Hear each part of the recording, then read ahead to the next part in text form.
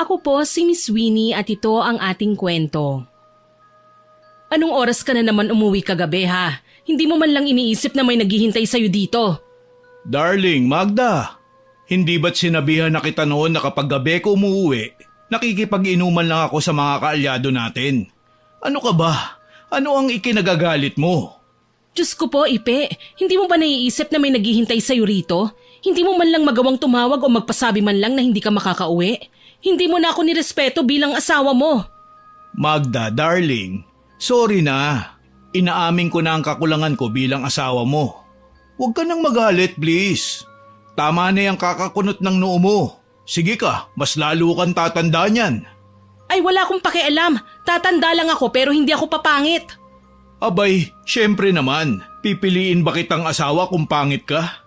Kaya ngumiti ka na dyan. Babawi ako sa'yo mamaya.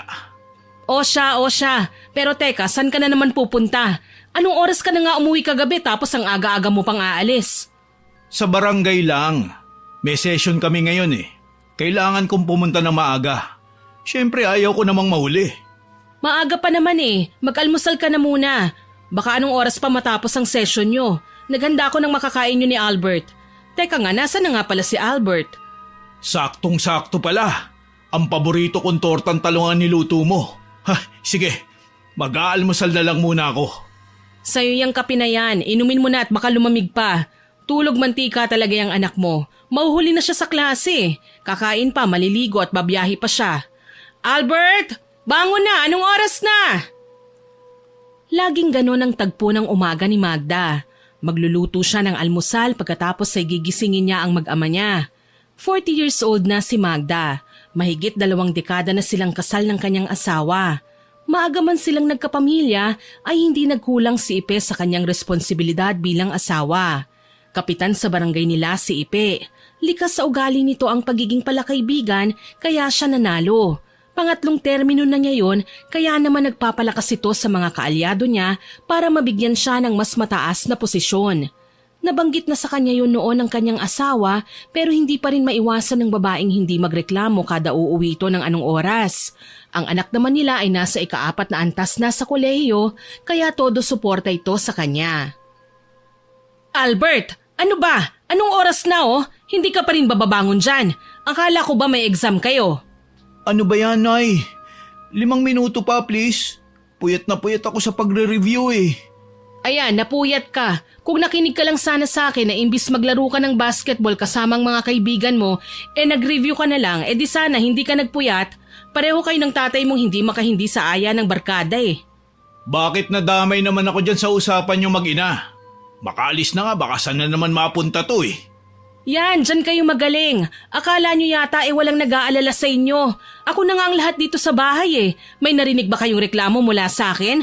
Pareho kayong mag-ama eh. Yung gusto mong makarinig niya, Nay, wala na. Nandun na siya oh, nakaalis na. Ang aga-aga, Nay eh. Nagbubunga nga ka na naman. Walang araw na hindi ka nagbubunga nga. Nakakasawa na. Ba't sinasagot-sagot mo na ako ngayon? Hindi nyo na ako ginalang? Aping-api na ako dito ah. Ewan ko sa inyo, Nay. Hindi ka naman nakikinig eh. Nag-aastang biktima ka, wala naman kaming ginagawa sa'yo. Bahala na nga kayo dyan. Kawawa kayo kapag namatay ako.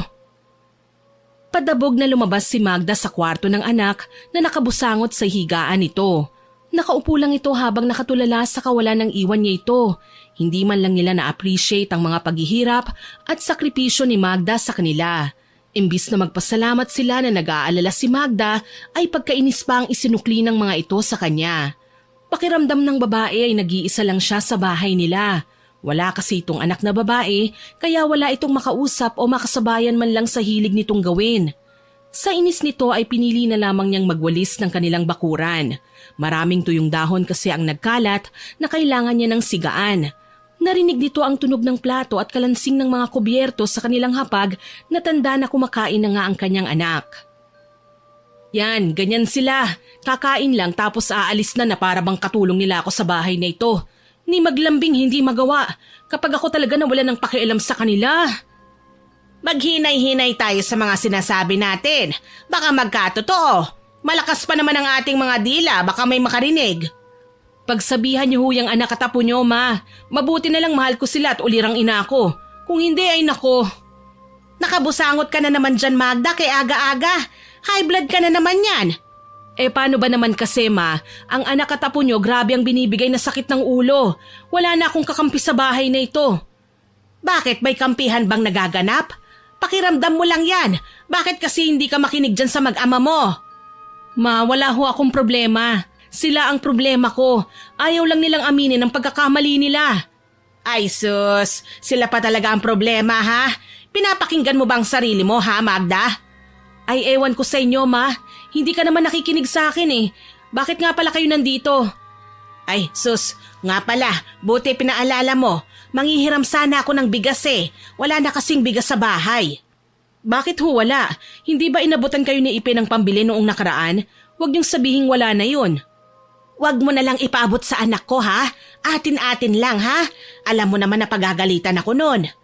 Aminin niyo na nga ho, ma. Saan niyo ho ba dinala ang perang binigay ng anak niyo? Siyempre alam mo na yan. Pahiram na ng bigas. Wala akong maisaing sa bahay eh. Saan nga po?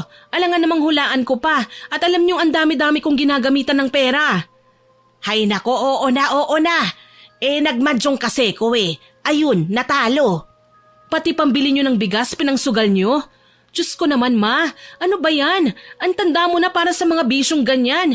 Imbis na may kasama akong sumaway sa kanila, isa pa talaga kayo sa kailangan pagsabihan? Ang malas-malas ko talaga sa pamilyang to. Huwag kang magsalita ng ganyan kapag yan nagkatotoo, kawawa ka. May ikamamalas pa po ba itong buhay ko?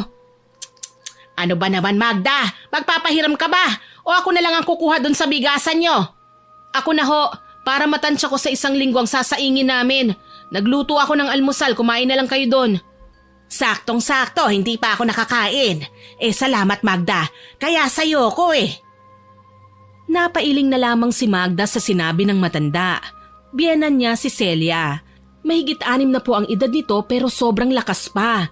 Ang dami nitong bisyo sa katawan na maging ang kanyang asawa ay sumuko na sa kasasaway sa kanya. Naalala pa ng babae ang unang pagkikita nila ng matanda. Ayaw sa kanya ng biyenan nito noon dahil hindi mayaman ang kanyang pamilya tapos ay nabuntis pa siya ng maaga. Tinawag siya nitong disgrasyada na para bang siya lang ang gumawa kay Albert at walang iniambag si Ipe.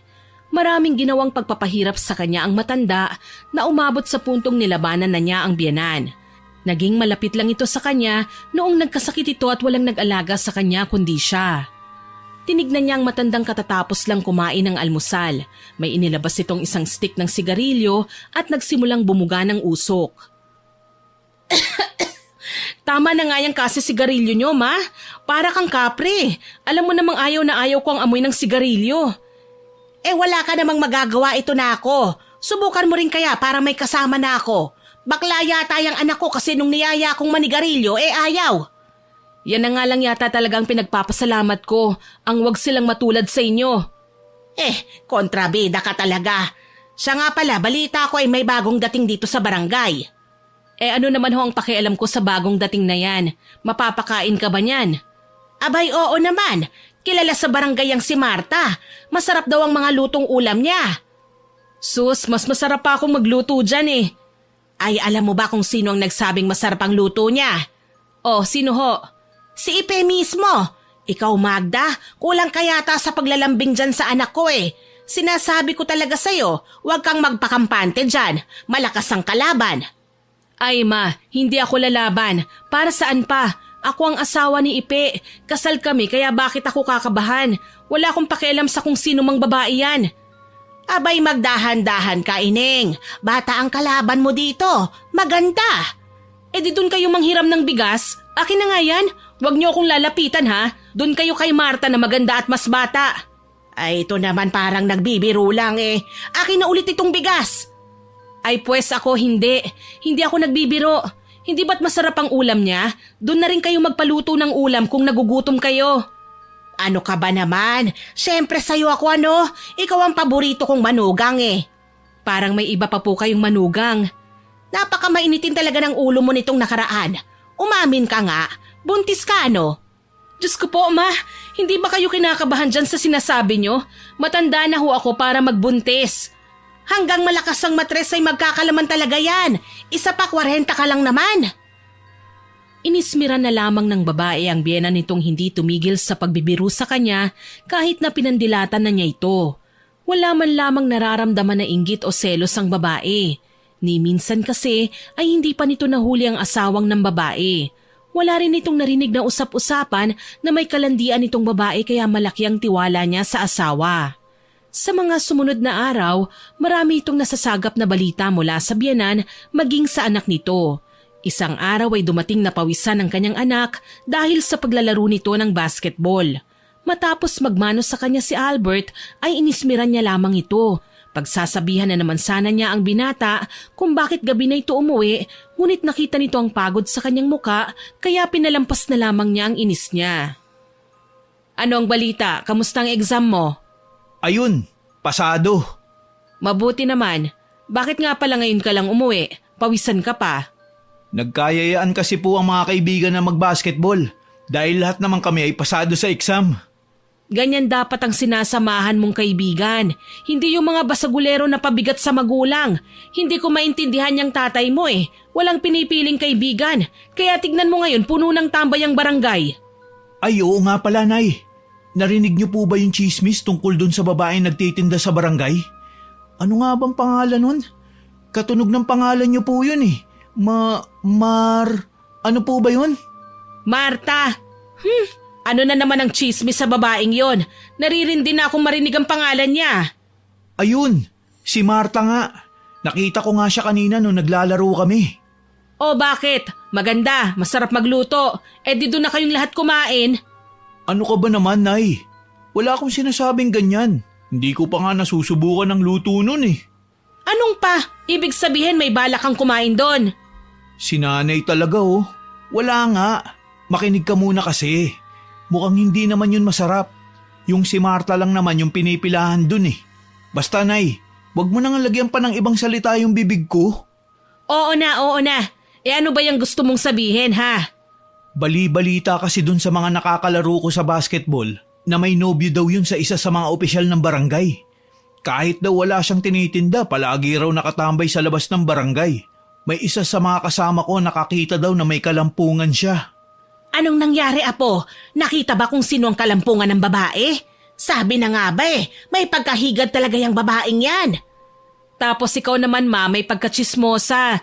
Nung kailan lang ito do pagyayabang ka pa sa kanya? O so ano na nga anak, nakilala daw ba ang kalampungan niya? O kita mo itong taong to, siya rin pala chismosa. Nagtatanong lang ho ako hindi ako chismosa. Magkaiba ho yun. O so ano na nga anak, ikwento mo nga sa akin ang narinig mo. Yan nga ang problema. Hindi daw nila nakita eh. Masyadong madilim yung pinagtataguan ng lalaki. Ano bang klaseng chismis meron ka? Ito lang ang akin Ang bali-balita muntik na daw maghiwalay si June at ang asawa niya dahil kay Marta. Paano ba naman ang ladkit ng tinginan ng dalawa? Bibili nga lang daw ng ulam sobra pa sa teenager sa paglalandian. Ay opo, narinig ko rin yan. Kaso lang ay hindi raw si Konsehal June ang lalaking nakitang kalampungan ni Marta. Nung gabi daw kasing yun, kasama ni Konsehal ang pamilya niya kasi birthday daw ng anak nito. Hay nako, hindi lang pala nakikita sa kahoy ang anay, pati rin pala sa barangay. Ang dami niyang lalaki dyan sa barangay Hindi man lang ako tinirhan. At talaga may asim pa ho kayo ma? Maghunos dili nga kayo? Parang nagbibiro lang naman ang tao Pero bilib din ako sa powers ng babaeng yan. Kabago-bago sa barangay pero ang dami ng nasirang pamilya. Paano na lang kung may asawa at anak yung lalaking yun? Ay nako, mga manluloko nga talaga. Iilan lang ang walang may asawa dyan sa barangay. Hindi ko lubos maisip kung bakit may mga babae talagang pinipili na lang maging kabit. Tumpak, baka sa susunod na araw kukonti na lang ang tumambay dyan sa barangay dahil pinagbabawalan ng asawa. Ay basta sigurado kung hindi si Ipe yan. Napalaki ko ng maayos ang anak kong yun Paano po kayo nakakasigurong hindi yun si tatay la? Bakit anak? Nakita mo bang nakikipaglampungan ng tatay mo? Hindi po, Nay. Nagtatanong lang po ako kay Lola. Siguradong sigurado kasi siya na hindi magagawa ni tatay ang magloko. Abay bakit Albert? Naalala mo bang nagloko ang tatay mo? May narinig ka bang issue o usap-usapan na nagloko yan? Sa tagal ng pagsasama nila ng nanay mo wala ako narinig na nagkaproblema yan sa babae. Kaya bilib na bilib ako dyan Buti na lang nga ho at hindi nagmana sa pagiging babaero ng tatay niya. Sinabi mo pa, mabuti na lang talaga. Kaya ikaw Albert, huwag kang magloloko ha. Sinasabi ko talaga sa'yo, sa oras na magloko ka makakatikim ka talaga sa akin. Wala nga po akong girlfriend Isa pa, nangako ako kay nanay na magtatapos po muna ako. Mabuti naman.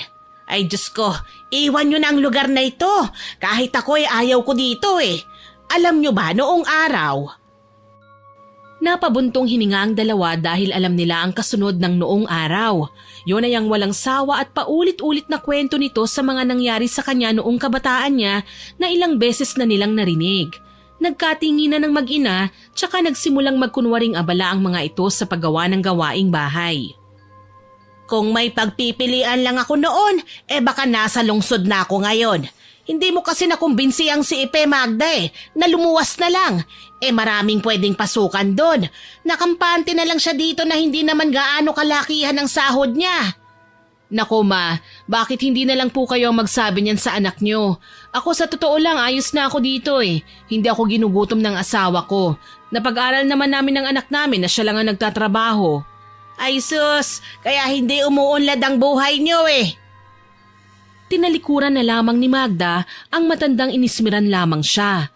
Matagal na nitong nasabihan ng kanyang asawa tungkol sa kagustuhan ng matanda ngunit tinawanan niya lamang ito. Sinabi pa nito na wala siyang planong iwan ng lugar. Kahit mismo ang babae ay wala ring balak na iwan ang lugar na kinalakihan niya. Doon na siya pinanganak at isa pa ay marami itong narinig na usap-usapan sa lungsod. Ang mga lumuluwas ay hindi na nakakabalik pa kaya hindi na sumubok ang babaeng lumuwas kahit pa binigyan siya ng pagkakataon noon ng kanyang mga magulang. Pinili ni Magda ang mag-asawa ng maaga kesa makipagsapalaran sa lungsod. Darling, flowers for you. Ipe, anong nakain mo at may pabulaklak ka pa? Mamamatay ka na ba? Si sweetheart naman Hindi ba pwedeng sweet lang ako? Aminin mo, may kasalanan ka Wala nga. Naisipan ko lang na bigyan ka ng bulaklak. Napadaan kasi ko dun sa may flower shop sa bayan, kaya naisipan kong bilhan ka. Hindi ko pa kasi nagagawa yun sa'yo Ay, salamat sa Diyos. Nagbunga rin ang mga dasal ko. Akalain mo yun? Sa 20 taon nating pagsasama, ngayon mo lang ako nabigyan ng bulaklak? Nagustuhan mo ba? Abay, oo naman. Ang ganda-ganda kaya nitong bulaklak. Ano nga bang tawag dito? Chrysanthemum daw yan. Ang ganda ng pagkakaayos Kaya nga anak no? Ang galing mo pumili, mahal Ang ganda din daw ng meaning ng bulaklak na yan. Fun and love. Kaya pala laging maingay dito sa bahay. Kung binili nyo na lang ng pagkain yan, abay baka nabusog pa tayong lahat dito, no? Si mama naman, minsan ko lang naman gawin sa asawa ko to Ay ewan ko sa inyo, napakagastador nyo. Makaalis na nga. Natawa ang mag-anak sa pagdadabog ng matanda. Binulungan ng babae ang kanyang asawa na dapat ay 2 binili niyang bulaklak para sa kanilang 2 ng matanda.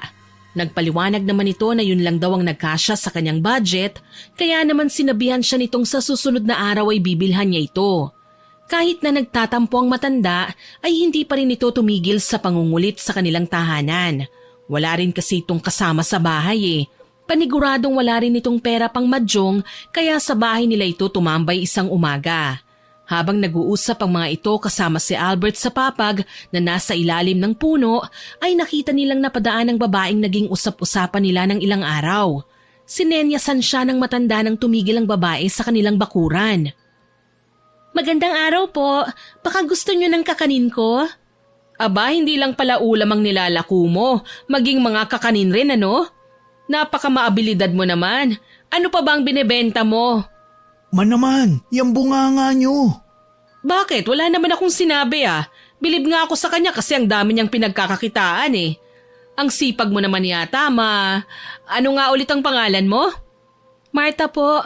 Martha po ang pangalan ko. Kailangan ko lang ng pagkakakitaan para sa gamot ni Lola. Kaya kahit na anong mapagkakakitaan ay pinapasok ko na. Abay, mabuti ka pa. Eto nga po ko hindi man lang mautusan. Sus Lola, pansugal mo lang ang pera Kung kasimbait mo siguro ang lola niya, baka gawin ko din po yan sa inyo. Ba't tarantado to ah? Magda, pagsabihan mo nga yung anak mo. Sugal ng sugal kasi. Tignan nyo ngayon, dito pa rin ang bagsak nyo. Magsitigil na nga kayong dalawa dyan. Hindi na kayo nahiya sa taong nasa harapan natin, oh. Ngayon ka pa ba nahiya, la? Siya nga ang atupagin nyo at hindi ako. Ay, oo nga po pala. Hindi po ba't kayo ang asawa ni Kapitan? Ang ganda nyo naman po. Ako nga, bakit? Hindi naman pumipili ng pangit yung si Ipe eh. Bakit? May nakikita ka bang umaaligid sa asawa ko? Ay naku, wala naman po. Masyado hong mabait ang asawa nyo eh. Ako nga ho ang nagdadala doon ng mga lutong ulam sa barangay kada tanghali. Kaya naman pala kung umuwi yun dito ay laging dinadahilang busog siya. Ikaw palang nagdadala ng pagkain niya. Ay opo, masarap po talaga akong magluto eh. Kaya subukan niyo po ang luto ko. 5.20 na lang po itong kakanin para sa inyo. Bumili ka na, Magda. Nagugutom na ako dito eh. May pera ho ba kayong pinatago sa akin, ma? Maka-request naman kayo. May saging na saba dun sa kusina, yun na lang ang kainin nyo. Magluto na lang kayo ng banana Q. Wag na, yan nga at may luto na sa harapan mo. Bahala ka dyan, ma. Meron naman tayo sa bahay pero gusto nyo talagang gumastos. Wag mo nga pansinin ng babaeng yan, Marta. Bigyan mo ako ng 20, pero dun ka na lang sa anak ko maningil, ha? Nanay ako ni Ipe eh. Ayos lang ho ba? Ayos na ayos. Huwag mong alalahanin ng babaeng yan. Ako na ang bahala. Noong una ay nag-aalangan pa ang babae pero nang tanguan siya ni Magda ay agad na ibinigay nito ang supot na may lamang kakanin sa matandang babae. Tinignan nitong mabuti si Marta. Yun ang unang beses na nagkita ang dalawa. Hindi naman kasi palalabas ng bahay si Magda eh. Gaya ng sinasabi ng karamihan, maganda nga siya. Mahinhin kung kumilos pero agaw pansin ang bawat galaw. Hindi na nagtaka ang babae kung bakit maraming nagkakandara pa sa kanya. Hanggang sa makaalis ang babae, sinuri niya itong mabuti. Magsasalita na sana ito tungkol sa babae, ngunit nagunahan na ang biyenan at anak nito sa pag-abot ng pagkain na nasa supot. Napatangu-tangu pa ang mga ito habang inunguya ang kakaning nilako ng babae. Totoo nga ang chismis, Magda. Masarap nga siyang magluto. Oo nga, Nay. Subukan niyo po. Masarap siya. Mga balimbing, makaalis na nga.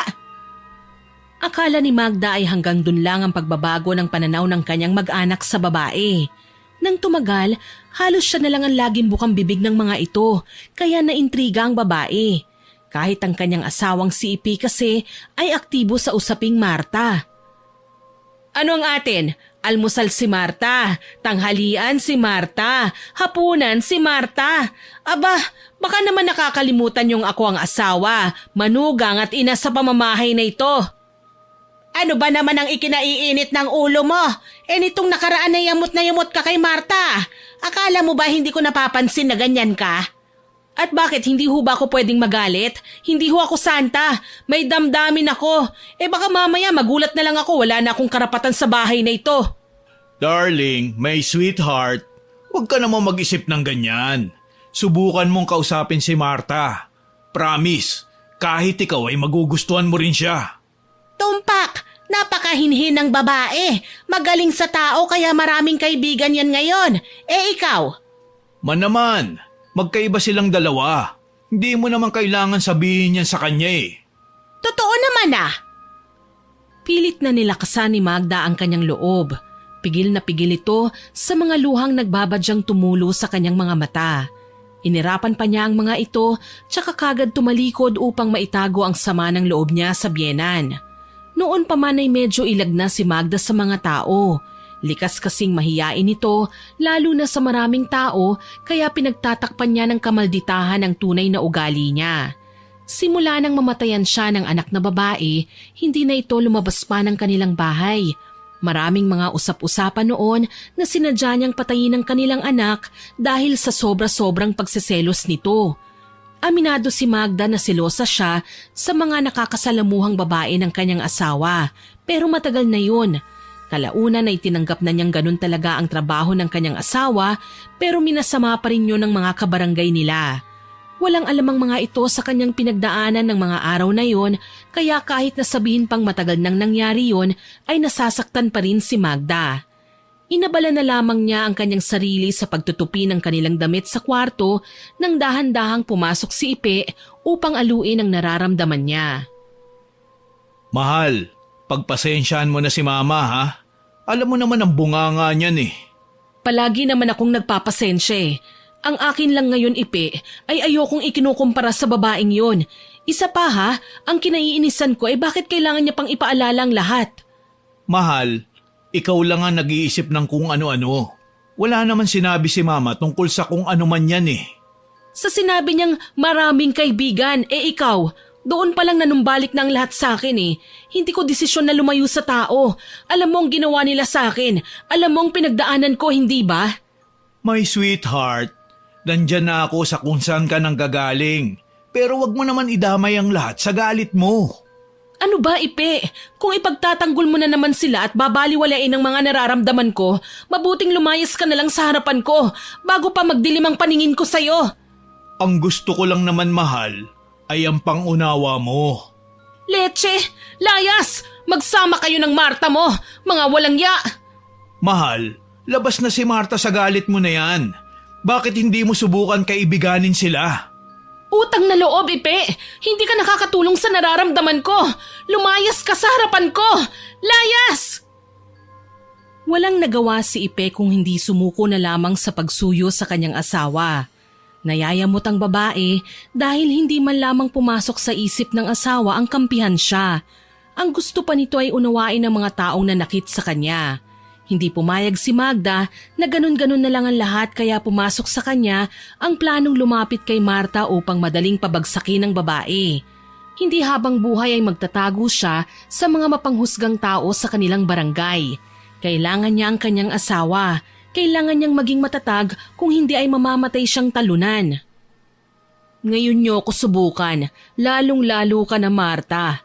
Ika nga nila, keep your friends close and enemies closer. Pero wala raw akong friend sabi ng bruhang matandang yun, kaya enemy na lang. Maghanda talaga sa akin ang babaeng yan. Nay, may kausap ka ba dyan? Wala. Magsaing ka na dyan. Hindi ako kakain. Wala akong gana. Naantala ang pagmamoment ni Magda sa biglaang pagpasok ng kanyang anak sa kwarto nilang mag-asawa. Kinalma muna nito ang kanyang sarili tsaka hinarap ang anak. Tinanguan lang siya nito tsaka umalis din kagad para hayaan siyang mapag-isa. Kinabukasan ay hinintay ni Magda si Martang maglako ng mga paninda nito. Buo na ang kanyang loob na pabagsakin ng babae. Hindi nga nagkamali si Magda dahil nakita nitong paparating si Marta sa kanilang bahay. Ngumiti ito tsaka kumaway sa babae. Magandang araw, Marta. Anong nilalako mo ngayon? Magandang araw ho, madam. Pahinga ko ho kasi ngayong araw kaya naglalakad-lakad lang ako dito. Siyempre, sarili mo mismong nilalako mo. Ano ho yun? Wala. Sayang ka ako. Isa pa nga pala, ate na lang ang itawag mo sa akin. Sa tingin ko naman ay hindi tayo nagkakalayo ng edad eh. Ay, gustong-gusto ko po yan. Sa totoo lang ay matagal ko na kayong gustong kausapin. Kaso nga lang ay hindi kayo gaanang lumalabas ng bahay niyo. Ano kasi, nagpapaputi ako? Oo, nagpapaputi ako. Halata nga ho sa kutis niyo eh. Ang kinis-kinis, ang puti-puti. Ay nako, puwera usog ah. Puwera usog po? Para saan po yun? Baka kasi mabati ang kutis ko eh at bigla na lang tubuan ng mga butlig-butlig. Mabuti nang mabati ko ng una. Naniniwala po kayo sa mga ganyan? Oo eh. Siyempre nasa probinsya tayo kaya kailangan talagang paniwalaan. Oo nga pala, saan ang punta mo? May pupuntahan ka ba talaga? Hindi ko nga ho alam eh. Parang exercise na rin tong ginawa ko. Nakapagmerienda ka na ba? Kung wala pa, halika sa bahay. Magluto tayo ng saging. Baka kasi masira tsaka hindi ba't magaling kang magluto? Nakakagulat naman po pero sige po. Wala rin naman kasi akong ginagawa kaya ayos na ayos sa akin ang magluto kasama ka. Ayun naman pala eh. Tara na. Nagpatianod na lamang si Marta sa paghila ni Magda sa kanya. Saktong walang tao sa kanila kaya naman malaya nitong tinanong si Marta ng ilang detalye tungkol sa buhay nito. Napag-alaman ni Magda na matagal nang namatay ang kanyang mga magulang. Wala itong kapatid kaya naman lola lamang nito ang kasama niya sa kanilang bahay. Ilang taon nang may sakit ang matanda kaya naman si Marta na ang nag-iisang bumubuhay sa kanila. Ang lakas mo naman, kung ako yan hindi ko kakayanin ng ganyang kalaking responsibilidad. Nasanay na rin po kasi ko ate, kung hindi ako kikilos pareho kaming magugutom ni Lola. Matanong nga kita, wala ka bang trabahong pwedeng pasukan sa lungsod? Siyempre mas malaki ang kita doon kesa dito. Mahirap ho doon eh. Lahat ay binibili. Isa pa mas mapapabuti kung dito si Lola magpapagaling. Napatango-tango na lamang si Magda habang pinanonood nito si Marta na naghahango ng maruyang kanilang niluto. Maraming napag-usapan ng mga ito na siyang kinawilihan ni Magda. Nawiwili siyang makinig sa kwento ng babae na pwede niyang gamitin laban dito. Sa kalagitnaan ng kanilang pag-uusap ay narinig nito ang boses ng kanyang biyenan kaya hindi niya naiwasang mapairap na agad namang nakita ni Marta. Tinawanan niya lang ito tsaka yamot itong lumabas ng bahay. Magda! Magda! Anong merienda mo dyan? Mukhang masarap pa. Ang bilis niyong makaamoy kung may luto dito sa bahay Abay, wag ka namang magdamot. Sige ka, kakarmahin ka. Ano nga yung niluluto mo? Bigyan mo naman ako. Wala na ho, ubos na. Umuwi na ho kayo sa inyo. Hindi tayo bate. Ano ka, bata? Sumbong kita sa asawa mo eh. Kahit kanino pa kayo magsumbong, wala akong pakialam. Ate, sinong nandyan? Uy, Nanay Celia, kayo po pala. Nagluto po ako ng merienda. Marta, ikaw pala.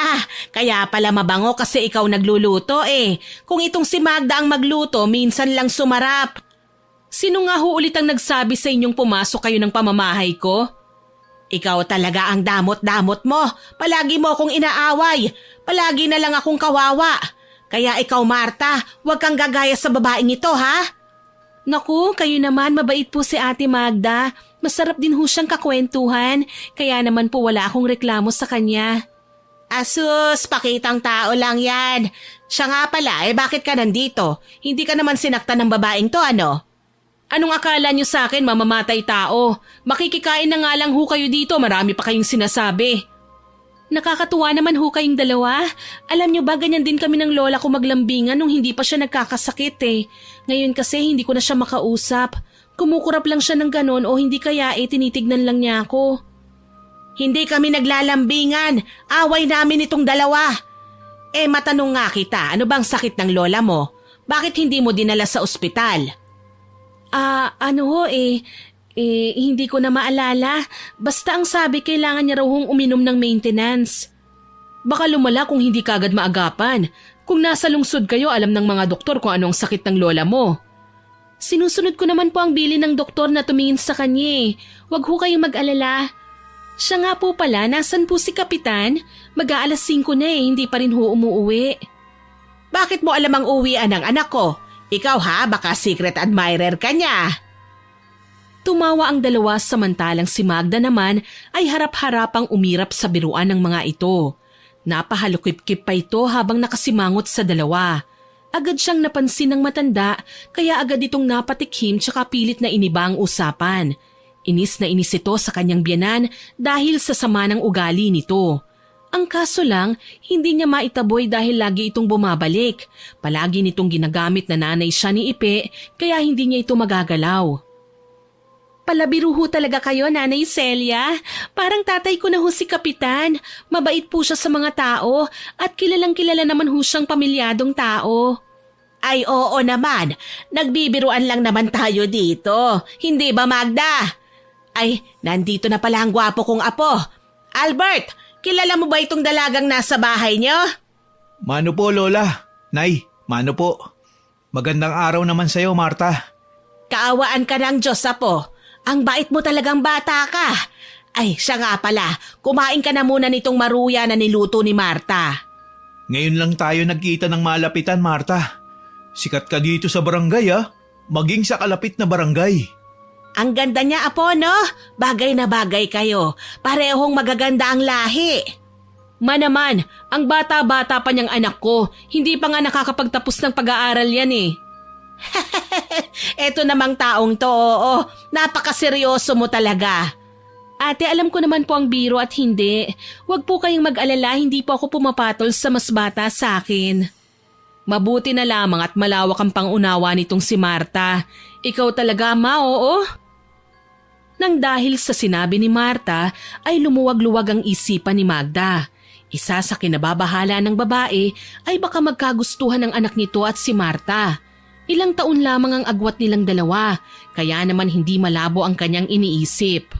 Nasundan pa ng nasundan ang pagpunta ni Marta sa bahay ni Magda.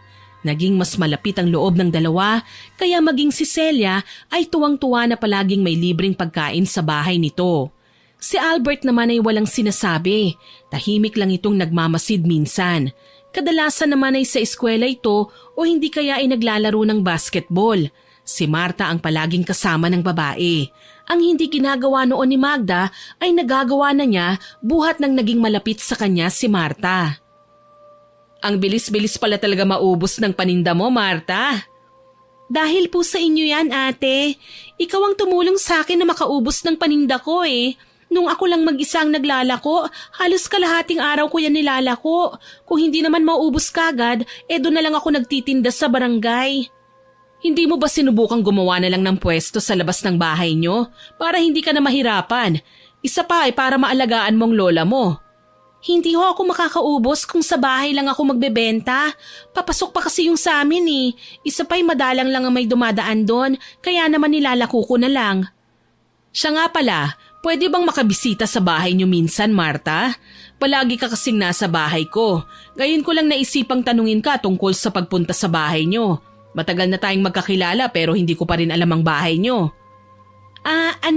Sa susunod na lang. Medyo magulo pa kasi doon eh.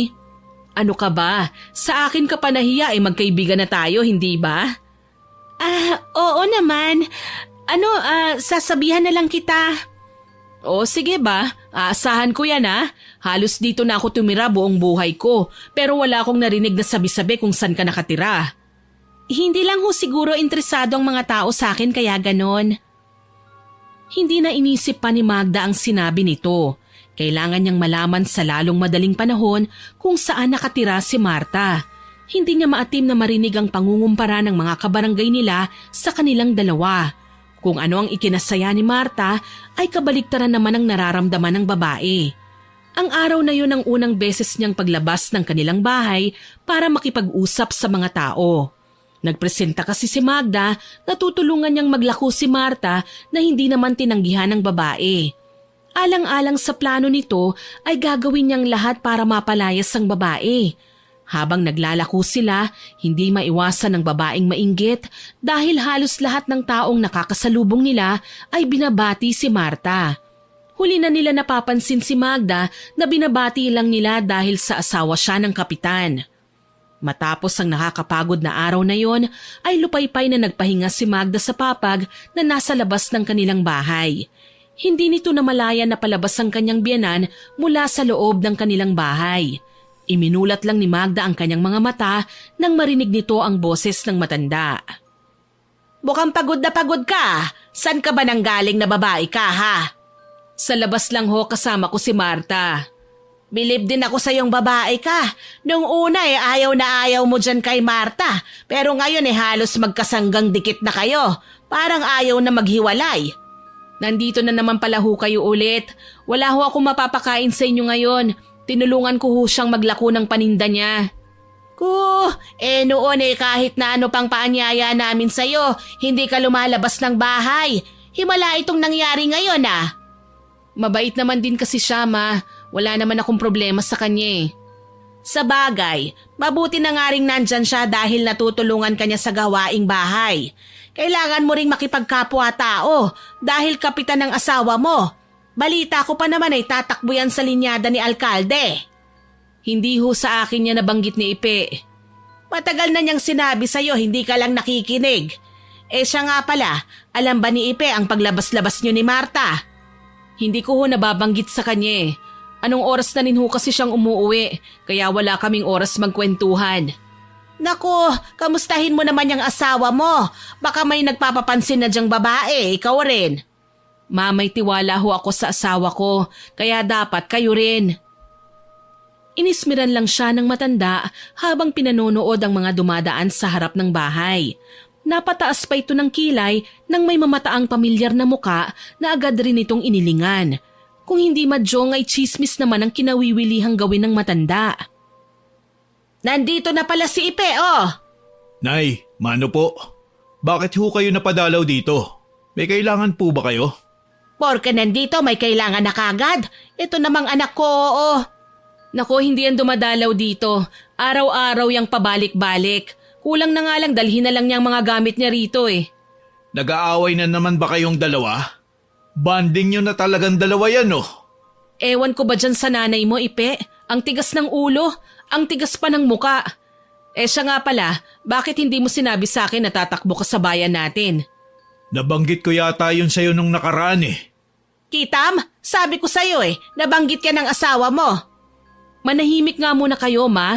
Usapang mag-asawa to eh. Wala ko naaalalang may sinabi kang tatakbo ka. Ang sabi mo lang ay sasamahan mo sila alkalde. Bakit hindi mo man lang ako sinabihan? Halos anong oras ka nang umuuwi, tapos maaga ka pang umaalis. Ano nga bang ginagawa mo, anak? Wala namang nangangampanya ng gabi, no? Ma, umuwi na lang po muna kayo. Mag-uusap lang po kaming mag-asawa. Ay nako, ayusin nyo yan. Malapit ng campaign period tapos hindi pala kayo okay. Tinignan ng dalawa ang matandang babae na hindi pa rin umaalis sa kanilang harapan. Nagkibit-balikat na lang ito tsaka nagsimulang maglakad habang sumisipol. Sa edad na 65, hindi pa rin ito nakikitaan ng kahinaan. Kaya naman minsan naiinis si Magda dahil hindi niya ito maapi. Nang makaalis ang matanda, agad siyang tinabihan ng kanyang asawa sa papag na kanyang kinauupuan. Inakbayan siya nito na tanda ng paglalambing ng lalaki. Darling, my sweetheart, nakakaya namang kasintanggihan si Mayor. Marami nang naitulong yun sa barangay, maging sa pamilya natin. Isa pa, huling term ko na to bilang kapitan. Wala naman akong trabaho maliban sa pagiging kapitan, hindi ba? Doon tayo kumukuha ng gastusin natin, pati pagpapaaral kay Albert. Sa pangangampanya naman, wala naman tayong ilalabas na pera. Dahil sila na ang bahala doon. Ang gusto lang nila, doon ako sa kaalyado nila. Ang dami mo namang sinasabi. Ang akin lang naman, hindi mo naman sa akin pinaalam na ganyan ang nangyayari. Ilang linggo na tayong ganito. Madalang ko lang kayong makitang mag-ama. Kung hindi pa ako binibwisit ng nanay mo, baka mabaliw na ako dito. Mahal, konting tiis na lang, ha? Tatapusin ko lang tong eleksyon. Manalo o matalo, babawi ako sa inyo. Basta ipapaalam ko lang sa'yo na baka hindi na ako makauwi palagi. Ano pa nga bang magagawa ko? Mukhang buo na ang desisyon mo. Kaya ng ipinaalam ni Ipe ay naging sunod-sunod na nga ang hindi palagi ang pag-uwi nito. Mabuti na lang at nandyan si Marta para samahan siya. Ang plano niyang kanyang binuo sa isipan ay naglaho na lang bigla dahil sinamahan siya nito lalo na sa mga panahong kailangan niya ng karamay.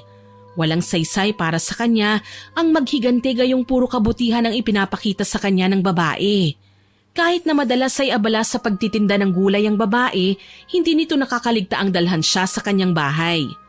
Isang araw ay napansin niyang balisa ang kanyang anak na umuwi sa kanilang bahay. Pawisan nito at hindi normal ang kanyang paghinga. Para bang nakakita ng nakakagulat na pangyayari, tinapik niya ang balikat ng kanyang anak para agawin ang atensyon nito. Napahinga ng malalim ang kanyang anak dahil sa gulat. Anak, ayos ka lang ba? Mukhang balisa ka eh. Nay, wala ka bang napapansing kakaiba kay tatay? Bakit? Anong meron sa tatay mo? Nagsabi yan sa akin nung nakaraan na magiging abala sila sa pangangampanya, kaya bibihira lang umuwi yan dito sa atin. Hindi ako mapalagay kay tatay eh. Ewan ko ba?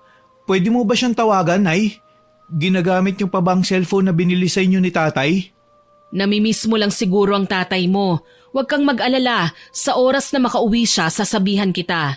Tungkol naman sa cellphone na hinahanap mo, hindi ko maalala kung saan ko nilagay yun eh.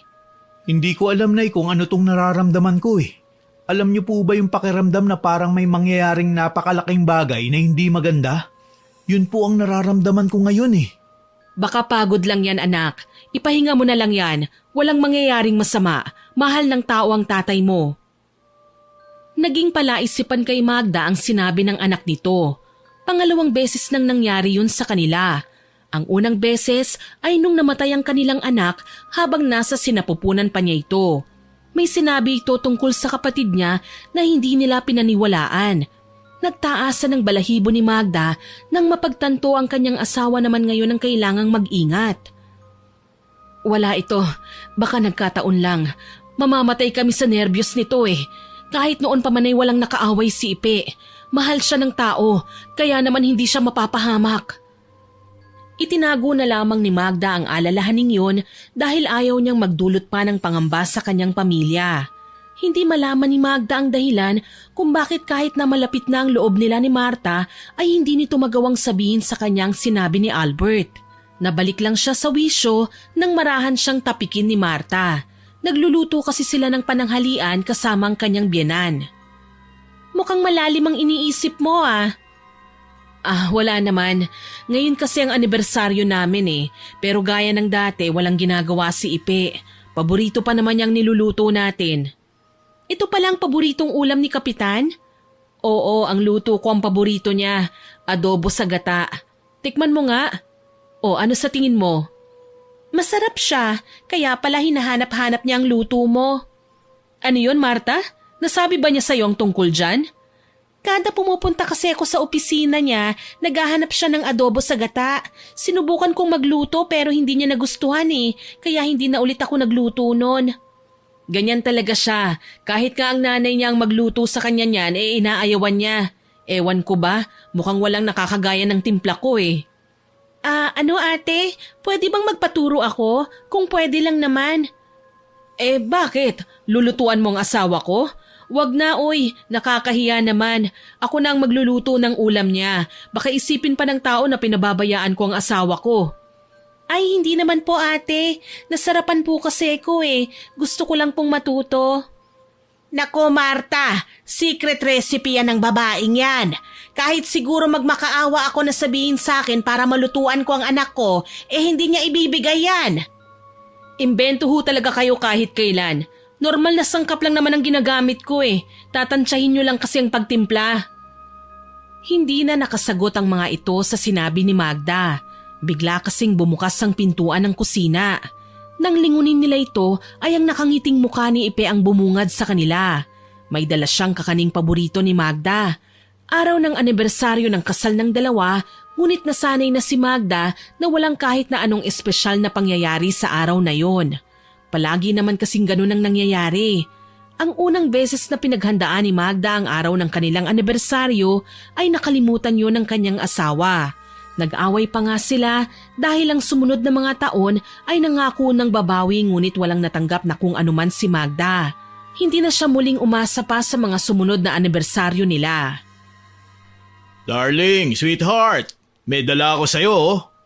Aba, may bisita pala tayo. Pinagpahinga na muna namin doon sa barangay. Dito na muna siya para may katsismisa naman kami. Abay, mabuti yan para hindi naman maboryong si Marta dun. At para na rin dumami ang kaibigan niyang babae. Mahal, anong dala mo para sa akin? May nadaanan ako nagtitinda ng palitaw. Naalala kong paborito mo nga pala to, kaya bumili na ako para sa'yo. Happy anniversary. Mahal kita. I love you darling. Salamat dito sa dala mo ha. Akin na muna lahat ng ito ha. Matagal ko nang gustong kainin to eh. Tuwang-tuwa si Magda habang nilalantakan ng palitaw na dala ng asawa. Kahit palitaw lang yun, tuwang-tuwa si Magda dahil yun ang unang beses na binigyan siya ng kanyang asawa sa kanilang anibersaryo. Wala pa rin talagang kupas ang adobo mo, mahal. Sobrang sarap pa rin talaga. Paano naman ang luto ko, Kapitan? Masarap ka rin naman magluto. Pero itong luto ng asawa ko, ang pinakapaborito kong luto eh. Huwag kang mag-alala, Marta. Tuturuan din kita ng tamang paraan sa pagluluto niyan. Para sa susunod, asawa mo naman ang paglulutuan mo niyan. Talaga, ate? Salamat po. Hindi ko alam na malapit pala kayo sa isa't isa. Naku, matagal na yan. Ikaw na lang ang magsasawa sa kanilang dalawa. Mabuti naman kung ganun. May kasama tong si Magda, lalo na't madalang lang tong lumabas ng bahay. Masaya silang nag-usap habang nasa hapag. Marami silang napag-usapan lalo na sa eleksyon. Si Marta ang panay tanong na kinagiliwan naman ni Magda. Ang kanyang anak na si Albert na kararating lang ay tahimik na napaupo sa harap ng dalaga. Napansin naman ni Magda ang pananahimik nito kaya napagpasyahan niyang kausapin na lang ito ng sila lang. Si Albert ang nagpresenta na maghuhugas ng plato kaya naman ay nagpaiwan na si Magda para makausap ang anak. Binigyan niya ng panghimagas ang tatlo na nasa balkonahe ng kanilang bahay. May problema ka ba, anak? Kanina ka patahimik ka. Wala naman, Nay. Sigurado ka ba? Magsabi ka lang sa akin kung may bumabagabag sa'yo, ha? Nay, bakit nandito yang si Marta? Parang palagi na lang nandito yan ah. Napalingon ang mag-ina sa pagpasok ni Ipe sa kusina. Nakangiti ito habang inunguya ang minatamis na sampalok na ginawa ni Magda. Hayaan mo na anak. At least ngayon hindi na nagmamadyong ang lola mo. Nalilibang na siya rito kasi nandito si Marta. Bakit po ba nandito ka pa rin sa bahay, Tay? Wala ka bang duty sa barangay? Ano anak, wala. May inaayos lang dun pero pwede ko naman yung puntahan mamaya. Bakit po parang nung kailan lang? Halos doon na po kayo tumira sa barangay. Busy lang anak. Siya nga pala, huwag ka magsuplado kay Marta ha. Ang bait niyan. Tama ang tatay mo, anak. Wala namang ginagawa ang babaeng yan eh. Bakit, crush mo ano? Ikaw ha? Napaubos si Ipe kaya agad siyang nilapitan ni Magda para bigyan ng tubig. Hinimas-himas pa nito ang likod ng asawa para pakalmahin. Darling, ayos ka lang ba? Oo, sweetheart. Ayos lang ako. Nabulunan lang ako. Lumabas sila sa kusina nang matapos silang mag-usap. Nakaangkla ang kamay ni Magda sa braso ng asawa.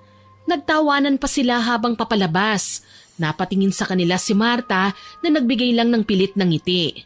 Matagal pa nitong naialis ang kanyang tingin sa kanila bago tuluyang ibalik ang tingin sa nilalaro nilang chess. Natalo rin kita sa wakas, Marta. Wrong move. Ay, ang galing niyo naman po. Nalingat ka lang eh, pero mas magaling ka pa sa akin. Masyado niyo naman pong pinalalaki ang ulo ko. Nakakahiya naman po. Magaling ka naman talaga, Marta. Magaling ka magluto. Magaling ka rin maglaro niyang chess. Magaling ka pa kumanta. Ano pa ang kulang sa'yo? Asawa. Kailangan niya ng asawa. Dapat ang asawang mahahanap mo, yung gwapo at kaya kang buhayin. Gaya niyo po ano? Ay, Ate Magda, baka sumama po ang loob niyo ha. Ang ibig ko lang pong sabihin ay gaya ni Kapitan na mabait, gwapo at kayang-kaya kong buhayin. Ikaw pa ba? Alam ko naman kung anong klaseng tao ka, kaya hindi ko mamasamain ang sinabi mo. Paano kapag sa akin may problema? Wala ka bang bahay? Bakit palagi ka nandito? Anak naman, wala namang kaso sa amin ng tatay mo yun eh. Basta ako, hindi ako pumapayag na nandito yan sa atin. Hindi ako mapalagay na nandito yan eh. Pasensya na po kayo, aalis na po ako. Naku, wag kang maniwala dyan, mainit lang ang ulo niyan. Padabog na umalis si Albert na may masamang tingin sa kanila, lalong-lalo na kay Marta. Nagkatinginan naman sila na para bang naiilang sa nangyari. Humingi ng pasensya si Ipe sa nangyari. Inanyayahan pa ng mga ito si Marta na bumisita sa kanila kahit kailan nito gusto. Nagtuloy-tuloy ang pagbisita nito kahit ayaw ni Albert na naroon ang babae. Si Ipe naman ay napapadalas ang pag-uwi sa bahay. Minsan lang itong magtagal sa barangay kung kinakailangan. Naulit ang reklamo ni Albert nang minsang maabutan niyang naroon si Marta. Nasa kusina si Magda habang ang asawa nito maging si Marta ay naglalaro sa balkonahe ng bahay. Masayang naglalaro ang mga ito. Nay, hindi mo ba napapansin si Tatay at Marta? Masyadong malapit ang dalawa eh. Ayan ka na naman anak eh. Pati ang tatay mo na walang ginagawa ay pinagdududahan mo. Akala ko ba tapos na nating pag-usapan ito? Nay, huwag ka naman magbulag-bulagan. Hindi ba dati nagdududa ka sa kanya? Ano na nangyari, Nay? Anak, kilala ko si Marta. Mabait siya kaya wag mong pagdudahan ang pagiging malapit nila ng tatay mo. Ano ka ba anak? Parang anak na namin yan eh. Nay, huwag kang magpapadala sa babaeng yan. Wala akong tiwala dyan. Anak, ikaw lang ang nag-iisip niyan. Darling, hihiramin ko muna sa inyo si Marta ha. Magpapasama lang ako sa kanya. May bibilin lang kami. Bakit si Marta ang isasama nyo, Tay? Pwede naman na ako eh. Tulungan mo na lang dyan ang nanay mo sa mga gawaing bahay. Ikaw talaga anak, napakasiloso mo sa tatay mo. Ikaw pa rin naman ang nag-iisang anak niya. Sa tingin ko, Magda, hindi yan ang pinoproblema ni Albert. Mapasulpot-sulpot ka na naman eh. Bakit dito ka dumaan sa kusina? Nandun kasi sa balkonahe ang dalawa kanina. Maghinay-hinay ka sa mga ahas, Magda. Baka mamaya ay matuklaw ka na. Si mama naman, ang dami niyo ng kontra kay Marta na wala namang ginagawang masama. Anak, gusto ko si Marta, pero hindi naman umabot yun sa puntong hindi na ako nakikinig sa mga tao sa paligid ko. Iba na ang sayo eh, para bang ginayuma ka ng babaeng yon. Hindi ko maintindihan kung bakit tuwan-tuwa yung sinanay sa babaeng yun.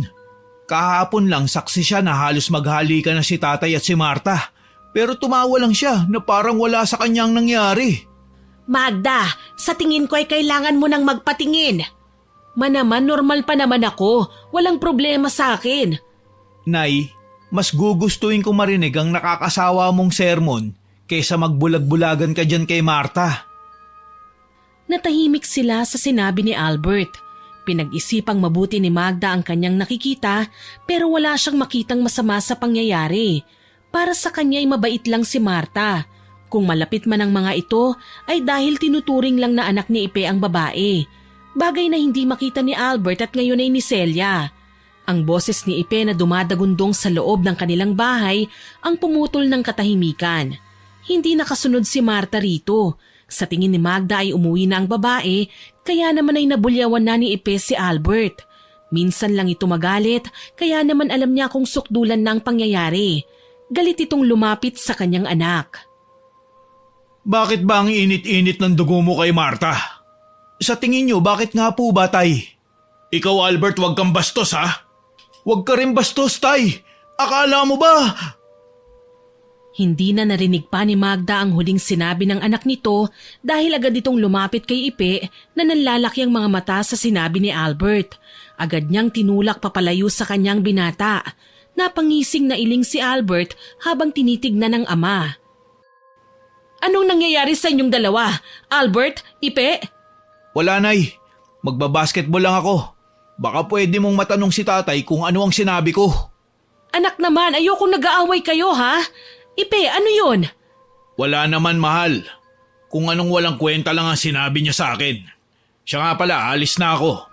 Pupunta ako sa bahay ni Mayor dahil may kailangan siya ipagawa sa akin. Hinalikan nito ang asawa sa noo samantalang masama naman ang kanyang tingin kay Albert. Naguguluhan man sa inasal ng kanyang anak at asawa ay wala itong nagawa kung hindi ang tumanguna lamang.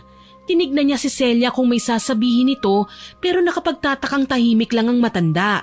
Doon na nagduda si Magda kaya naman nagsimula itong bantayan ng kinikilos ni Marta. Marta, uy, kailan mo ba ako balak dalhin sa bahay niyo? Bakit niyo ba gustong pumunta sa bahay, ate? Wala naman tayong magagawa doon. Wala lang. Gusto ko lang bisitahin ang lola mo. Kamusta na pala siya? Ayos lang naman siya, ate. Ganun pa rin, hindi ko siya makausap. Uy, ang ganda ng kwintas mo ah. Saan galing yan? Ito? Wala, may nagbigay lang. Bagay sa leeg ko, no? Siya ang naglagay niyan. Ikaw ha? May boyfriend ka na pala pero hindi mo sinasabi sa akin ha? Tsaka ko nasasabihin sa'yo, ate. Magugulat ka na lang kapag nalaman mo kung sino siya. Talaga ba? Ilang buwan na kayo? Matagal-tagal na rin ba? Mga 3 buwan na rin. Alam mo ba noon, binigyan niya ako ng bulaklak. Ang mahal-mahal noon pero binili niya para sa akin. Nako, ang swerte mo naman sa kanya. Alagaan mo yan ha? Oo naman, ate. Pinaghirapan ko yun eh. Anong pinaghirapan? Wala. Siyempre nilulutuan ko siya ng mga ulam, kaya dun siya nahulog sa akin. Napangiti si Magda sa kanyang narinig.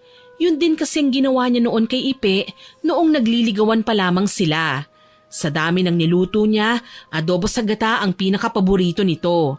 Nawala ang tinik na naramdaman ni Magda dahil masaya siyang wala ng balakid sa kanilang relasyong mag-asawa. Kahit na sinabihan pa siya ng babae na wala siyang makukuha sa pagpunta sa bahay nito, sinundan pa rin niya ng palihim si Marta. Palingon-lingon pa ito sa likuran niya bago tuluyang pumasok sa kakahuyan. Doon ito nakita ang lumang bahay na matagal nang abandonado. Anong ginagawa ni Marta dito? Sa pagkakaalam ko, lumang bahay nila Ipi ito Mapuntahan nga. Sinundan ni Magda ang babae sa malaking bahay na yun. Hindi na malayan ni Marta na may nakasunod na pala sa kanya. Malakas kasi ang loob nitong wala masyadong nagagawi sa lugar na yon. Maliban kay Magda na alam ang pasikot-sikot sa lugar na yon. Nang makapasok si Magda sa loob ng bahay, hindi ito gaya ng inaasahan niya. Masyadong malinis at maaliwalas yun.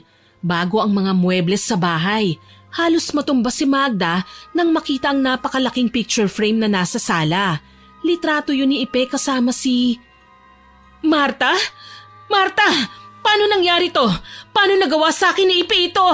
Kaya pala binilhan ako ng bulaklak ng walang yang yon dahil sa request ng malandi. Tuwang-tuwa pa ako pero may kahati naman pala ako. Mga walang ya! Alam mo na pala hindi ko akalain na matagal mo pang malalaman ang bagay na yan. Malandi ka? Hindi naman, nagmahal lang siguro. Ang tanga-tanga ko, hindi ko man lang pinakinggan ang puso ko. Kaya nga mabuti na lang at nalaman mo kagad. Nakakapagod kayang maging masipag sa paglalako ng mga kakanin na yan. Ibang pinangako sa akin ni Ipe. Ang sabi niya magiging prinsesa niya ako. Kaso lang may problema Alam mo ba kung ano yon? Ikaw ang problema ko. Ikaw ang kontrabida sa pagmamahalan namin. Ang kapal-kapal ng mukha mong babae ka. Matapos ang lahat ng kabutihang binigay ko sa'yo, gaganituhin mo lang ako? Ang kapal mo! Bakit? Sinabi ko bang lumapit ka sa akin? Ikaw ang unang lumapit sa akin, baka nakakalimutan mo. Hindi ko akalaing nagpatuloy ako ng ahas sa pamamahay ko. Tinuring pa naman kitang kaibigan. Bakit? Sa tingin mo ba ay kaibigan ang turing ko sa'yo? Tandaan mo Magda, ginamit lang kita. Ngayong nasa akin ng lahat ay magdusa ka. Ano ba ang ginawa ko sa'yo para ganituhin mo ko Wala akong maalala na pinagdamutan kita. Wala akong maalalang sinaktan kita o maski siniraan sa ibang tao. Bakit Marta? Bakit? Simple lang. Alam mo kung bakit? Dahil mahina ka. Madaling agawin sa'yo ang lahat. Wala kang kakampi. Wala kang kaibigan kaya madali lang kunin sa'yo ang lahat. Maski ng magandang buhay na meron ka. Wala ka bang sariling buhay? Bakit ako ang... Wala akong sariling buhay. Magulo. Wala ako. Walang mawawala sa akin. Kaya kahit nasabihin mo pang kesyo ganito o ganyan, wala kang magagamit laban sa akin. Kaya ako nga kinuhang lahat sa'yo Hindi sa'yo yan. Akin yan. Akin ang asawa ko. Akin ang anak ko. Akin ang pamilya ko. Pwes pasensyahan na lang tayo. Wala nang iyo. Akin na si Ipe kahit tanungin mo pa siya. Nandun siya natutulog sa itaas. Baka gusto mong puntahan. Hindi ako naniniwala. Ipe! Ipe! Nasaan ka na? Walang pag-aalinlangan tinawag niya ang kanyang asawa. Sinuyod niya ang lahat ng kwarto na naroon sa bahay. Ang nag-iisang kwarto lang ang hindi niya nabuksan. Kwarto nilang mag-asawa ang kwartong yun noong doon pa sila nakatira. Dahan-dahan niyang pinihit ang pinto. Malakas ang kabog ng kanyang dibdib. Malalaman na niya ang katotohanan. Kahit marami itong pruweba, ay kailangan pa rin niyang marinig ang katotohanan sa kanyang asawa. Nang mabuksan niya ang pinto, doon na lamang tumigil ang mundo nito. Nakita niya si Ipe na nagbibihis. Mas marami pang damit ang lalaki sa bahay na yun kesa sa bahay nila. Napahagulgol si Magda. Doon na lamang siya napansin ni Ipe. Nabigla ito noong una pero kalaunan ay nakabawi rin kagad ito. Tiningnan lang siya ng lalaki na para bang naghihintay ito ng sasabihin niya. Kailan pa ito, Ipe? Kailan mo pa ako niloloko? Ilang taon na rin. Matagal na kaming nagsasama ni Marta. Ang kapal ng mukha mo? Bakit mo sa akin ginawa ito? Bakit mo ako niloko? Bakit mo sinira ang pamilya natin? Umuwi ka na, Magda. Tsak na naghihintay na si Albert sa'yo doon. Magagabi na. Magluluto ka pa ng hapunan. Ipe, yun ang unang beses na tinawag mo ako sa pangalan ko. Kahit na magkaaway tayo ay hindi mo ginagamit yan sa akin. Bakit? Mas mahal mo ba siya? Ano pa ba ang kulang sa akin? Tinalikuran ko ang lahat para sa'yo. Hindi ako nakipagsapalaran sa lungsod dahil mahal kita. Nagsama tayo kahit natuto lang mga magulang ko sa relasyon natin. Ganun talaga, Magda. Hindi natin hawak ang kapalaran natin. Umuwi ka na. Sana hindi na to makarating pa sa mga kabarangay natin. Ayokong masira ang pangalan ko, lalo na't papalapit na ang eleksyon. Narinig mo yon? Umuwi ka na. Pwede namang lumayas ka na sa lugar na ito. Walang may gusto sa'yo dito. Bagsak ang balikat ni Magda sa narinig nito mula sa asawa. Naluluhang nilisan niya ang lugar na yon kung saan sila nagsimulang mangarap at bumuo ng pamilya. Hindi lubos akalain ni Magda na magagawa sa kanya yon ng lalaking pinagkatiwalaan niya ng lubos. Habang paalis siya sa lugar na yon, rinig na rinig nito ang nakakarinding halakhak ni Marta. Pagkarating niya ng bahay, agad itong pumasok sa kanilang kwarto. Napasubsob ito sa unan at doon siya umiyak. Sinundan siya ng kanyang biyenan maging ng kanyang anak. Nay, ano nangyari? May sinabi na naman ba sa inyo mga kapitbahay? Nag-away ba kayo ni Marta? Anong nangyari? Hindi ka naman ganyan bago ka umalis Wala ho. Iwan niyo na muna ako. Nay, kung may problema kayo, magsabi ka lang. Huwag niyong sarilinin ng sama ng loob. Nandito lang po kami ni Lola para sa inyo. Iwan niyo na muna ako pakiusap. Kailangan kong mapag-isa. Hindi na nagpumilit pa ang dalawa. Narinig pa nito ang bulungan ng dalawa bago tuluyang umalis ng kwarto. Hindi siya makapaniwala sa nangyayari. Para bang panaginip lang ang lahat at ayaw niyang paniwalaan yun. Buong gabing umiyak si Magda. Hindi nito namalayan na nakatulog na pala siya dahil sa kaiiyak. Kinabukasan ay nagising siya sa pamilyar na boses na nanggagaling sa sala ng kanilang bahay. Pinakinggan niya yun mabuti. Halos madurog ang kanyang puso dahil sa halakhakan na kanyang narinig. Naroon sa bahay si Marta at Ipe. Nakikipagbiruan pa ang mga ito sa kanyang biyenan maging sa kanyang anak. Maya-maya pa ay bigla na lamang tumahimik ang bahay. Nakarinig ito ng marahang pagkatok sa pintuan kasunod ng boses ni Celia. Magda, gising ka na ba? Nandito si Marta. Nagluto siya ng palitaw na paborito mo. Magda! Hayaan na po muna natin siya. Baka hutulog pa o hindi kaya ay masama ang pakiramdam. Hindi naman nagkakaganyan si Magda Ewan ko ba? Pagka-uwi niya kagabi ay napahagulgol na siya. Hindi naman nagsabi kung anong nangyari. Hayaan niyo na muna siya, Ma. Narinig nito ang pagtahimik sa labas ng kanyang kwarto. Narinig niya ang mga yabag na papalayo. May isang naiwan sa labas. Tahimik lang ito. Walang sinasabi pero nakikinig sa kanya. Alam na alam niyang si Marta yun base pa lamang sa anino na makikita sa ilalim ng pintuan. Mahigpit na hinawakan niya ang kanyang bibig upang hindi makalikha ng ingay dahil sa pag-iyak. Hindi nito lubos na maisip na pupunta pa ang dalawa sa kanilang bahay. Masyado na siyang binabastos ng mga ito. Alam kong gising ka at naririnig mo ako. Kung nakuha ko si Ipe sa'yo, ay tiyak na makukuha ko rin si Albert at Celia sa buhay mo. Hindi ako titigil hanggat hindi ka nauubos. Matapos niyang sabihin yun ay tumahimik ito. Hindi nagtagal ay nakarinig siya ng halakhak bago tuluyang maglakad papalayo sa kwarto niya. Narinig pa nito ang nakakarinding halakhak niya na mas lalong nagpaiyak kay Magda. Matagal na siyang itinakwil ng kanyang mga magulang. Ang sabi niya ay namatay na ang mga ito, ngunit ang totoo ay lumipat lang sila ng ibang barangay para maghanap ng mas maayos na hanap buhay. Kahit nagalit ang mga magulang niya, alam niyang hindi siya pababayaan ng mga ito. Hinanap ni Magda ang cellphone na binigay ni Ipe sa kanya. Nang makita niya yon, ay agad niyang hinanap ang numero ng kanyang ina at saka agad na tinawagan. Ilang ring lang ang narinig niya dahil agad na sinagot ng kabilang linya ang kanyang tawag. Inay, ayoko na po rito. Nanay, tatay. Muling humagulgol si Magda matapos nitong sabihin ang lahat ng nangyari sa kanya.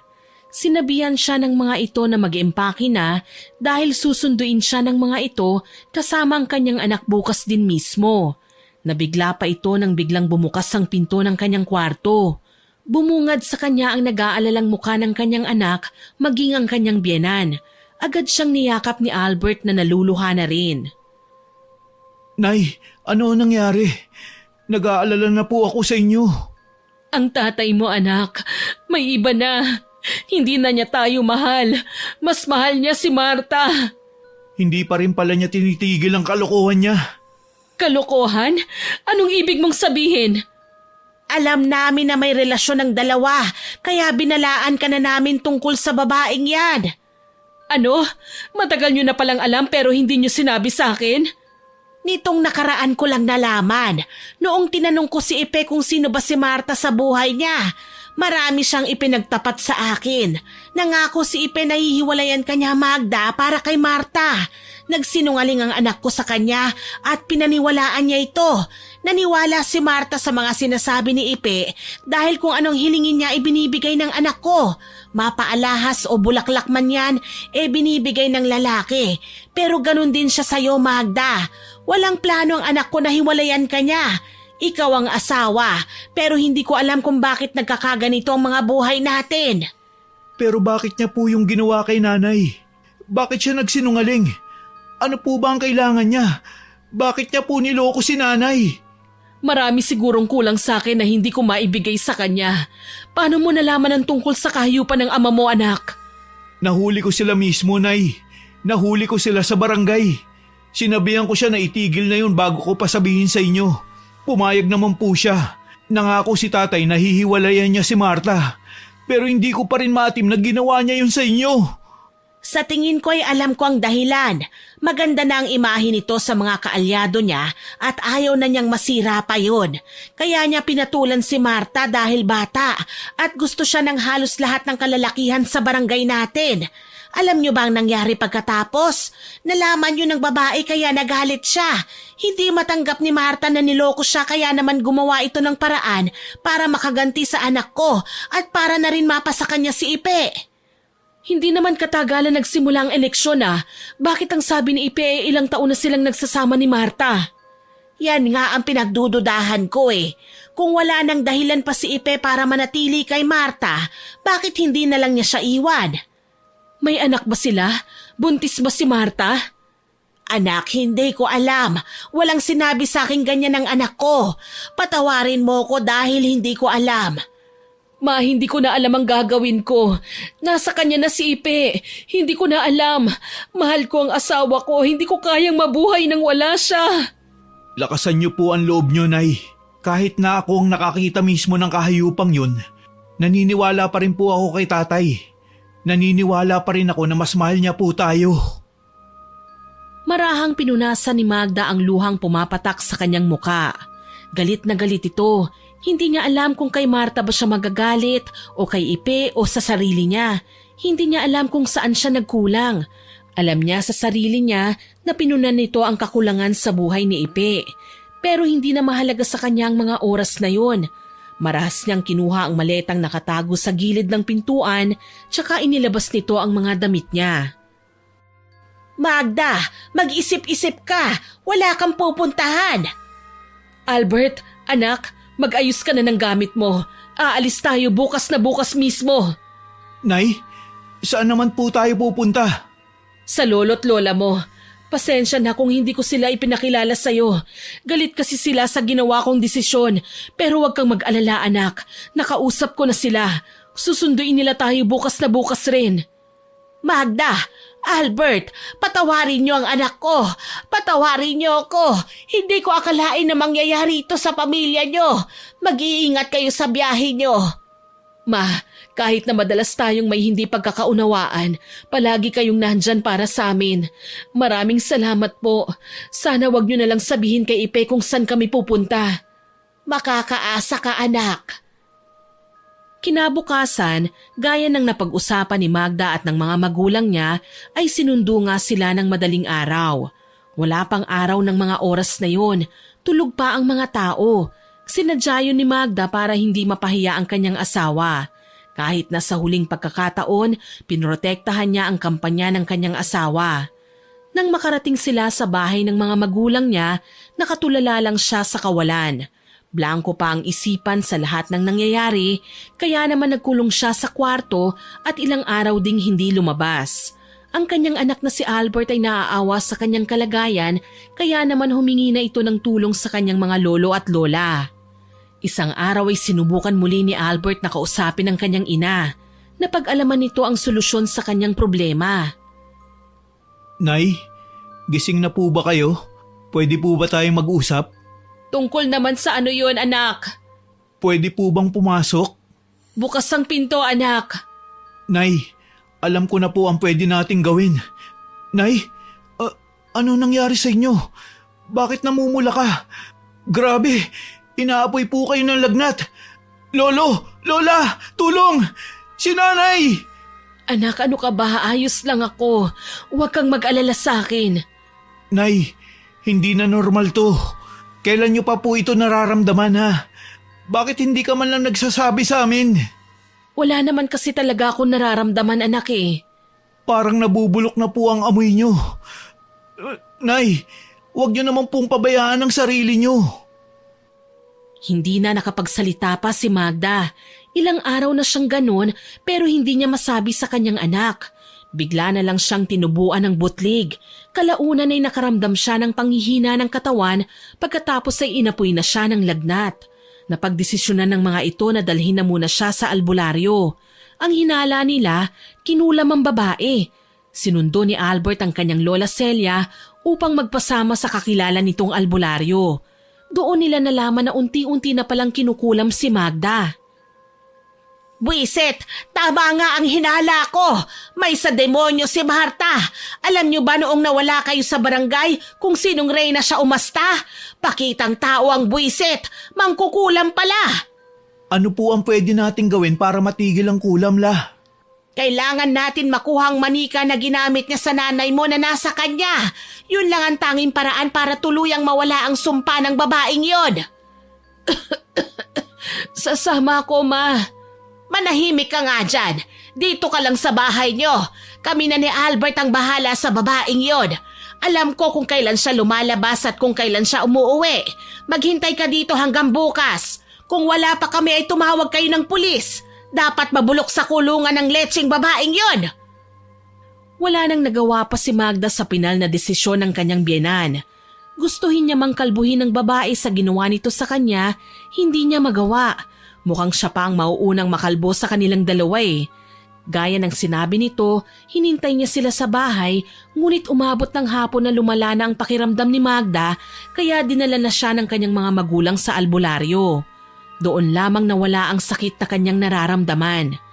Nakapikit itong nakahiga sa kama na inihanda sa kanya ng albularyo. Inihanda nito ang kanyang mga gagamitin para sa orasyon. Kinakabahan ng mga taong naroon dahil baka mapahamak na ang dalawa. Hindi nagtagal ay nakarinig sila ng sigawan. Gustuhin man ni Magda na imulat ang kanyang mga mata, hindi niya magawa. Hinang-hina na siya eh.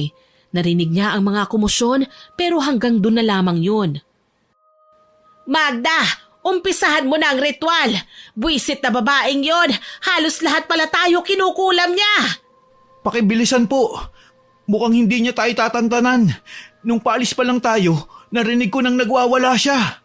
Walang dapat na sayanging oras. Hinang-hina na si Magda. Kailangan nang matapos ang ritual bago mahuli ang lahat. Naramdaman ni Magda ang kakaibang init sa kanyang katawan na tila ba sinusunog ang kanyang mga kalamnan. Napaungol ito sa sakit. Ang boses na ni Marta ang halos kanyang naririnig. Hindi na nito kaya ang sakit at init. Gusto na niyang sumuko pero mas nangingibabaw ang sigaw ng kanyang anak. Kung mawawala siya ay wala na itong karamay sa buhay. Tinatagan niya ang kanyang loob at pilit na nilalabanan ng sakit. Ilang oras pa bago natapos ang ritual. Naging payapa na ang kanyang paligid. Wala itong naririnig na kahit na anong boses. Nakatulog na si Magda. Hindi niya sigurado kung yun na ba ang magiging huling pagtulog niya. Kumain ka na, apo. Ayokong pati ikaw ay magkasakit. Ang balita ko, nangangayayat na rin si Ipe dun sa bahay. Kailan po ba magigising si nanay? Nagising ang diwa ni Magda sa boses ng kanyang anak at biyenan. Isang malalim na buntong hininga ang kanyang pinakawalan bago tuluyang bumangon sa higaan. Nay! Nay! Salamat sa Diyos at gising ka na! Anong nangyari? Ilang araw ka ring tulog matapos ang ritual. Ang buong akala namin ay kinuha ka na sa amin. Ma, si Ipe. Nasa bahay. Huwag kang mag-alala sa kanya. Nakawala na siya sa sumpa ni Marta. Nasaan ang babaeng yon? Hindi na namin alam kung nasan siya. Huwag mo nang tanungin pang tungkol sa bagay na yan. Ang importante ay nakawala na tayong lahat sa kulam niya. Nay, binarang niya po si tatay. Ang lahat po ng ginagawa ni tatay dahil po yun sa pagkontrol sa kanya ni Marta. Totoong naging babae siya ni tatay nun. Hiniwalayan daw siya nito pero ayaw niyang pumayag kaya gumanti siya sa kapatid ko. Siya ang naging dahilan kung bakit namatay ang kapatid ko. Ang sabi din sa akin ni Ipe, binigyan niya lang ng bahay at buhay ang si Marta upang tantanan tayo. Pero hindi nakinig ang bruha. Sinundan pa talaga niya dito ang asawa mo kaya nagkandaletse-letse ang lahat. Walang mapaglagyan ng galit ni Magda sa balitang kanyang narinig. Nangingibabaw ang kanyang galit kay Marta na hindi man lang niya nagantihan. Hindi rin nakawala ang kanyang asawa dahil hindi mangyayari sa kanila ang lahat ng yun kung naging tapat lamang ito sa kanya. Napagdesisyonan ni Marta na hiwalayan ang kanyang asawa ngunit hindi ito pumayag. Sinuyo siya nito ng sinuyo. Nag-usap ang dalawa ngunit hindi pa rin bukas sa kanyang puso na patawarin ang asawa. Sa kasalukuyan, doon na muna nanatili si Magda sa kanyang mga magulang habang sinusuyo pa siya ni Ipe. Iniwan ng lalaki ang politika para matuunan ng pansin ng kanyang pamilya. Doon ay unti-unting nakita ni Magda ang pagbabago ng kanyang asawa. Hindi man naging madali ang pagpapatawad pero hindi rin naging huli ang lahat para sa pagbabago. At doon na nga nagsimula ang kanilang pagbabagong buhay. Sana po ay nagustuhan niyo ang aking ibinahaging kwento. At kayo naman po, hindi makukumpleto ito ng walang shoutout. Shoutout po kay Ira Menderico, kay Jennifer Galang, kay Lorelai Alterejos, kay Phils Valdeabella. Hello din po kay Maricel Flores Alpay, sa mga pamilya Romano, sa Alpay family, sa Arqueno family, sa pamilya Flores, sa Civiliano family, sa Zamora family, sa Dichoso family, at sa pamilya Vulanuez. Hello po sa inyong lahat at patuloy po sana kayong sumubaybay sa ating channel. Shoutout din po kay Apple Carmen, kay Arnie J. Evangelio, kay Den Snow Abilita, kay Diana Delda, kay Aluna Suda. Hello din po kay Lenny Obsena, kay Joanna Persia, kay Bernadette Prieto. Shoutout din po sa lahat ng avid and regular listeners po natin na sina Ma'am Pamela Allen, Ma'am Lydia Lopez, Ma'am Milrose Temate, Ma'am Rosalina Bugayon, Ma'am Purificacion Tagiwalo, kay Sir George Ativo, sa mga staff ng Amira Handicrafts, kay Sir Kimpoy Feliciano, kay Hana Maylin Sesgundo, kay Ma'am Ana Vencer Francisco, kay Rubilin Eneria at sa Eneria family. Maraming salamat po sa lahat ng nakinig at nagkomento sa kwento natin ngayon. Abangan niyo pa po sana ang mga susunod ko pang upload at huwag niyo pong kalilimutan mag-subscribe, like, share and comment sa kwento natin. Para rin po mabilis niyong makita kung may bagong upload tayo, pindutin niyo lang po ang notification bell para lagi po kayong updated. Aasahan ko pa rin po ang inyong suporta ha. Muli, ako po si Miss Winnie na nagpapasalamat sa inyong pakikinig.